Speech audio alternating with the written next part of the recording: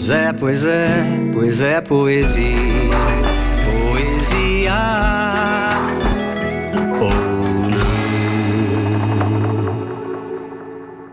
Nosso podcast conta com Célio Albuquerque. Célio Albuquerque, idealizador e organizador do livro 1973, o ano que reinventou a MPB, e do livro 1979, o ano que ressignificou a MPB. Foi diretor de conteúdo e roteirista da série TV MPB 73, o ano da reinvenção. Co-produziu com André Agra os discos Futebol Musical Brasileiro Social Clube, com Pedro Lima, e a Galeria do Menescal, né, com o grupo vocal Bebossa, Wanda Sá e Roberto Menescal. Mais um pouco sobre o livro 1973, o ano que reinventou a MPB, foi lançado originalmente em 2013, teve uma nova edição aí, né? A obra apresenta um trabalho de arqueologia musical a partir de uma lista de 50 importantes discos da música brasileira lançados em 1973, selecionados pelo Célio, né?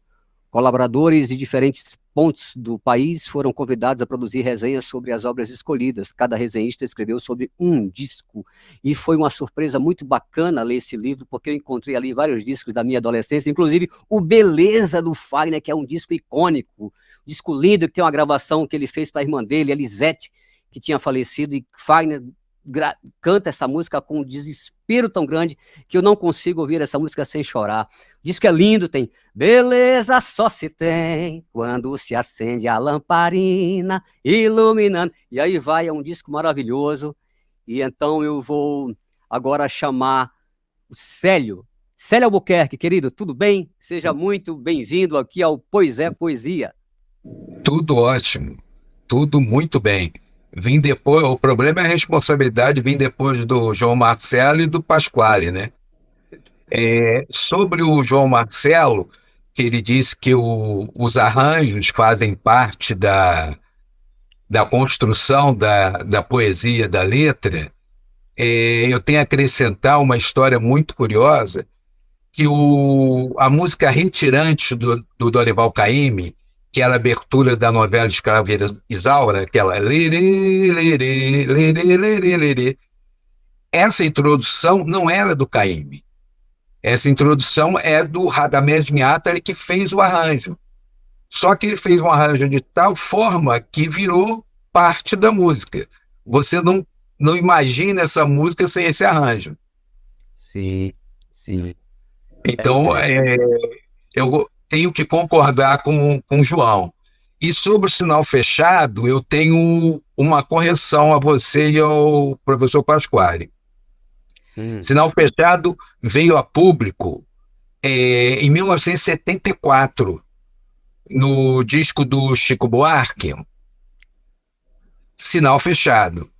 Isso, é verdade. Então, e é um disco que ele veio depois do Calabar, que foi um disco que era Chico canta, e o Chico disse, pois, canta, eu quase que não canto, censuraram quase todas as letras, né?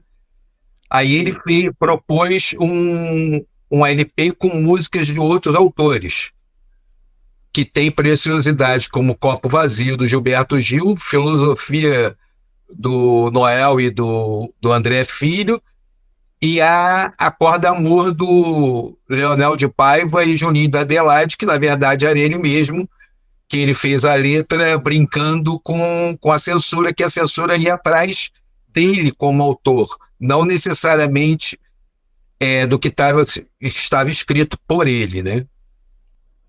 Maravilhas, correto, correto. Eu ouvi primeiramente, eu fui saber que Sinal Fechado era do Paulinho da Viola quando eu ouvi com o Fagner. O Sinal Fechado eu ouvi com o Fagner a primeira vez. Aquilo ali para mim foi um susto. Depois é que eu fui ouvir com o Chico, e depois é que eu fui ouvir com o Paulinho da Viola. Porque o Sinal Fechado ele tem um caminho parecido com Paralelas, do Belchior, né? Que é uma música que foi conhecida por pelo menos 3 intérpretes: o próprio Belchior, o Erasmo Carlos e a Vanusa. E foi sucesso com os 3. E é uma música também que tem uma letra cinematográfica, né? Como Sinal Fechado. Paralelas é incrível. Eu sou suspeito para falar do Belchior como letrista, mas Paralelas é uma coisa absurda, apartamento ali, oitavo andar, aquela coisa, aquela cena, aquela visão, enfim. Mas sério, querido, eu preciso te fazer uma pergunta que tem um viés mais provocativo. A gente sempre diz isso, mas é de boa, né? Bom, você organizou, né, aqui apenas uma pergunta como aquecimento. Você organizou o 1973, o ano que reinventou a MPB, o 1979, o ano que ressignificou a MPB. Se tivesse de fazer um livro novo agora, por exemplo, 1992 pontos, o que viria depois dos 2 pontos? Eu pergunto porque eu gostaria de saber a quantas anda a MPB hoje, mais para cá. Olha, a gente, desde que nós lançamos o 73, todo mundo perguntava qual é o próximo. Aí o 79 surgiu como uma consequência. A gente já pensou em vários anos, mas a gente ainda não fechou qual ano. A gente já vem discutindo com alguns autores do 73 e do 79, mas a gente ainda não definiu, porque o 73 tem um marco temporal interessante, porque ele está no hiato dos festivais, onde as pessoas achavam que a música brasileira tinha se apagado, e pelo contrário, ela mostra vitalidade exatamente por isso, porque ela tem esses autores que vieram nos anos 60, tem esses autores que estão chegando nos anos 70 e tem uma explosão de criatividade. É claro que essa criatividade ela não dependeu exclusivamente da censura, mas sim, a censura mexeu com os autores para os autores criarem coisas interessantes e também fazer provocações, colocar segundas intenções, porque você vê que o Pasquale falou no Gonzaguinha, em 73 a gente tem o primeiro disco do Gonzaguinha. E nesse primeiro disco do Gonzaguinha, a gente tem o comportamento geral. Você deve rezar pelo bem do patrão e esquecer que está desempregado. Você deve lutar pela xepa da feira e ser bem alimentado. Ou seja, é uma provocação, e tanto que no 73 o texto foi feito pelo Dácio Malta, e o Dácio conta uma história bastante curiosa, que quando o Gonzaguinha apresentou essa música do Gonzaguinha foi apresentada no programa do Flávio Cavalcante. Flávio Cavalcante, para quem não conhece, é um apresentador de televisão que tinha um programa que ele apresentava um disco para os seus jurados. Eles, entre aspas, julgavam esse disco e às vezes eles quebravam esse disco. E o compacto do Comportamento Geral foi apresentado no programa do Flávio Cavalcante. E o Flávio Cavalcante quebrou o compacto. E isso foi extremamente positivo para o Gonzaguinha, que o disco começou a ser... a música começou a ser pedida nas rádios, foi proibida de circular nas rádios, e provocou a gravadora Odeon a lançar o disco do Gonzaguinha, que teve várias músicas censuradas, mas conseguiu sair com, se não me engano, aqui 10 ou 12 faixas. Se eu não me engano, o Flávio Cavalcante também quebrou um disco do Fagner no começo da carreira. Não, ele quebrou vários discos. Tem inclusive alguns cantores, compositores nordestinos que já fizeram músicas zombando dessa história de ter sido quebrado, o disco quebrado pelo Flávio Cavalcante. Então, Célio, você diz então que, né, para essa geração aí 70, 60, 70, 80, enfim, você diria que o resultado dessas letras, dessas obras, deve-se também ali aos anos de chumbo e um pouco também do talento dessa geração, de como fruição e resultado. Claro, é o talento dessa geração, e tem um fato interessante que eu até vou ler. A canção principal, canal é, de expressão poética, recebe inclusive uma observação do poeta ensaísta Augusto de Campos, que disse: no novo capítulo da poesia brasileira, que se abriu em 1967, tudo ou quase tudo existe para acabar em disco. Ou seja, a letra de música, ela no Brasil, ela tem a função de ser a poesia popular, a poesia que as pessoas cantam. E a gente tem, a partir daí, inclusive, o que você citou, a presença do Vinícius de Moraes, que o Vinícius de Moraes ele resgata a coloquiedade, o coloquial do Noel para a bossa nova, beijinhos e beijinhos, quer dizer, coisas simples que você canta e isso fica no eterno.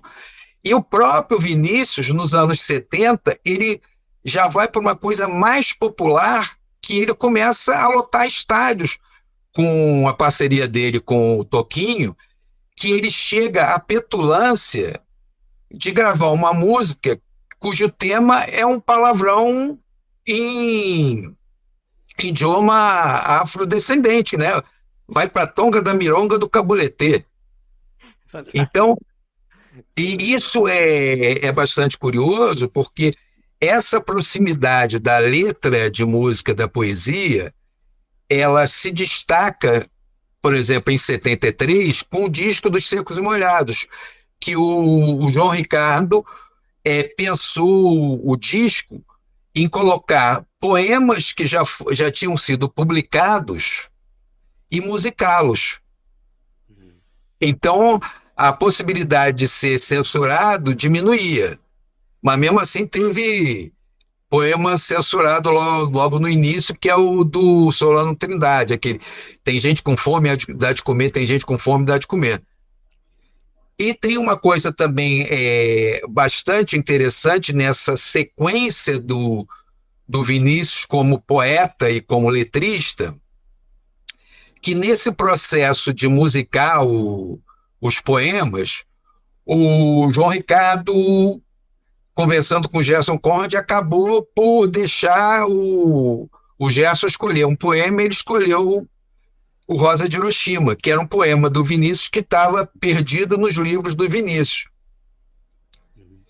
E que o Gerson Conrad teve o prazer de apresentar o Vinícius nos bastidores de um programa que tinha em São Paulo, o Misturação. Os Secos e Molhados estavam no camarim, o Vinícius estava no outro, ele bateu e mostrou para o Vinícius a letra a música Rosa de Hiroshima. E o Vinícius ficou extremamente emocionado porque achava que ninguém ia perceber esse poema. E é um dos poemas, talvez o poema mais forte do primeiro LP dos Secos e Molhados. Sim.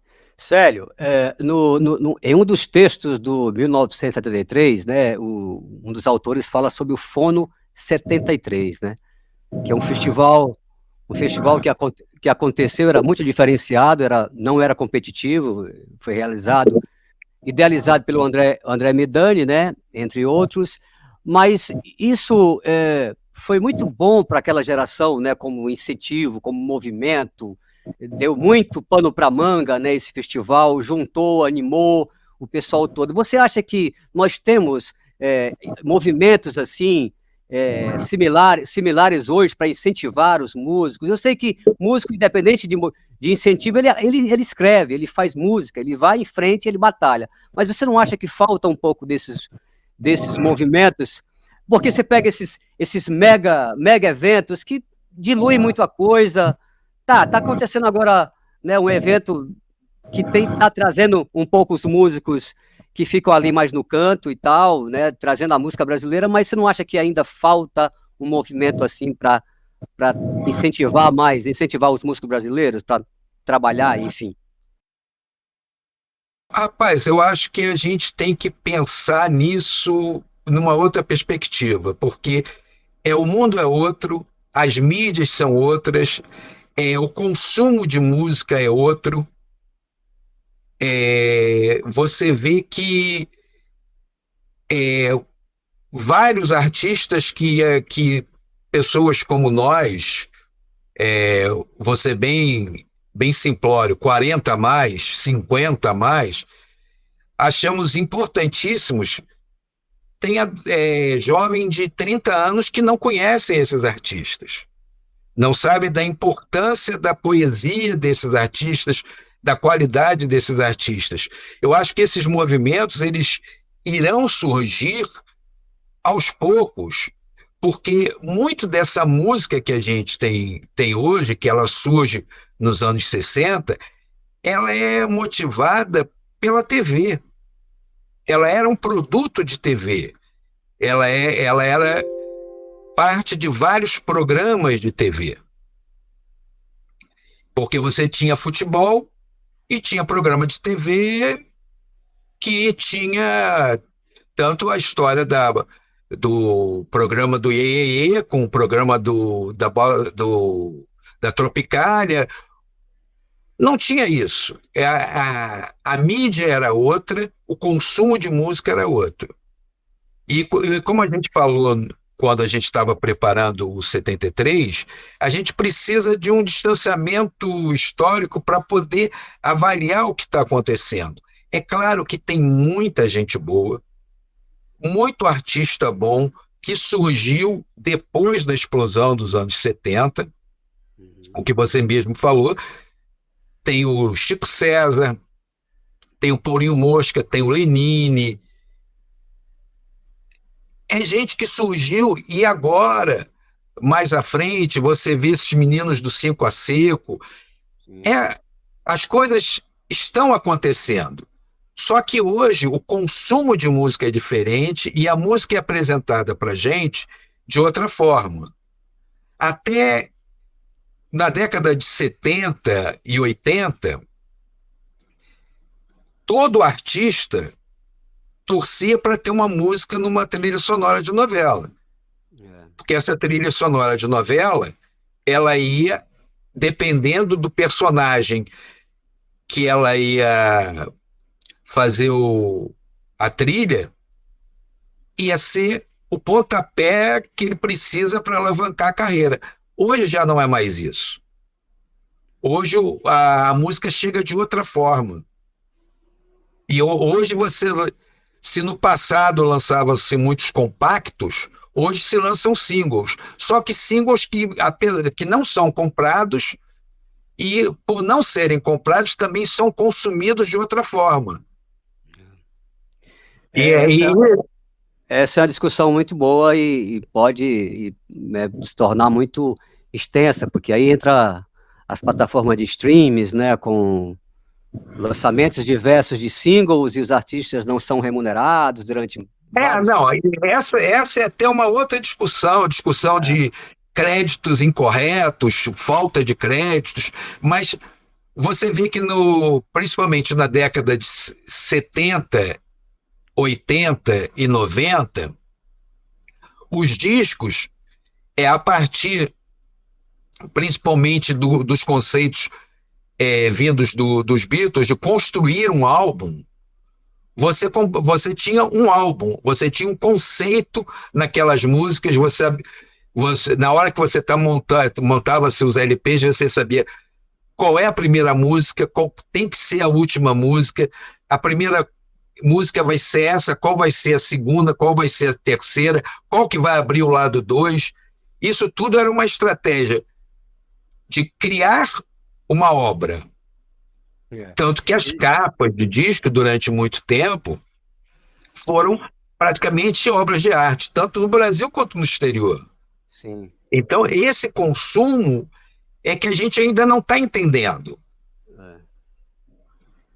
Então, por exemplo, até os anos 90, a gente pode pensar em livros semelhantes a esse. Mas depois da era do streaming, não existe álbum. Exato. Eu me lembro que costumava se dizer que no disco, né, no vinil, ali com 10, 12 músicas, enfim, dizia que a primeira música é aquela que causa impacto no ouvinte e a última é aquele que não vai deixar, a última música é aquela que não vai deixar o ouvinte esquecer do disco. Mas é curioso porque mesmo assim, mesmo isso, sempre foi discutível. Em 73, por exemplo, o Gilberto Gil lançou um compacto com que o lado A era meio de campo, que ele falava do Afonsinho. Prezado amigo Afonsinho, eu continuo aqui mesmo, aperfeiçoando o imperfeito. O lado B era o Só Quero um Xodó, do Dominguinhos e da Anastácia. A música que rompeu esses mais de 40 anos foi o que Eu Só Quero um Xodó, que era o lado B de um compacto do Gil. Sim, sim. A essa margem de erro. Sério, querido, maravilha, eu te agradeço muito as tuas palavras, teu conhecimento. Eu tenho acompanhado o seu trabalho ali no Insta, você, um pesquisador, enfim, tenho acompanhado vários posts. Muito obrigado pela tua participação. Sucesso aí nas tuas conquistas, enfim, tuas lutas. Tá bom? Eu só quero complementar uma coisa que é um convite que no dia 26 de outubro, em São Paulo, no Teatro Jardim Sul, nós vamos organizar o 1979 e suas trilhas sonoras, com a presença de vários artistas, como João Pinheiro, Jucaçu, Adiel Silva, cantando músicas importantes do repertório de 1979. Boa. É só procurar no Instagram do 1979, o ano que ressignificou MPB, que lá tem todas as informações. Tá certo, querido. Qualquer coisa, divulgue aí, né? Se tiver aberto aqui, apareço lá para conhecer, enfim, o projeto, conhecer o show. Isso, pode, já estou esperando. Tá certo, querido. Um abraço, tudo de bom, viu? Outro, obrigado, hein? Maravilha! Que massa, meu. Pois é, poesia.